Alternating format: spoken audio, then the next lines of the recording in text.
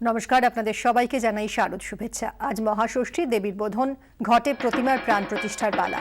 আজ থেকে উৎসবে ঢাকে পড়বে কাঠি। তবে এবার রিহার্সাল হয়ে গেছে চতুর্থী ও পঞ্চমীতেই। চড়া সুরে বাঁধা হয়েছে উৎসবের তার। দলে দলে রাজপথে নেমে পড়ে মণ্ডপে মণ্ডপে ভিড় করে আগেই উৎসবে সামিল হয়েছেন মানুষ। শারদোৎসবকে ঘিরে মানুষের এই বিপুল উৎসাহ চোখে পড়ছে কয়েক বছর ধরেই।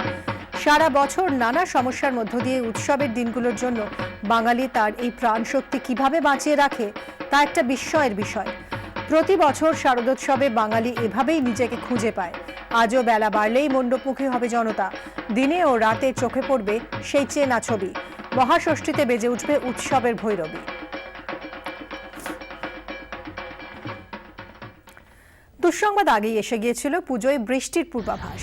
এই যাত্রা রেহাই যে নেই আরও একবার তা জানিয়ে দিল আবহাওয়া দফতর।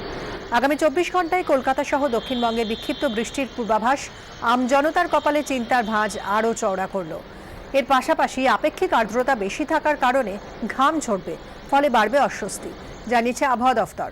বছরভর অপেক্ষার পর দেবী দুর্গার এই বাপের বাড়ি আসা, কত প্রস্তুতি, কত ধুমধাম। এরই মাঝে বৃষ্টির বিপদ ঘণ্টা। কোনো নিম্নচাপ অবশ্য এর কারণ নয়, বজ্রগর্ভ মেঘ সঞ্চারের ফলেই এই বৃষ্টি।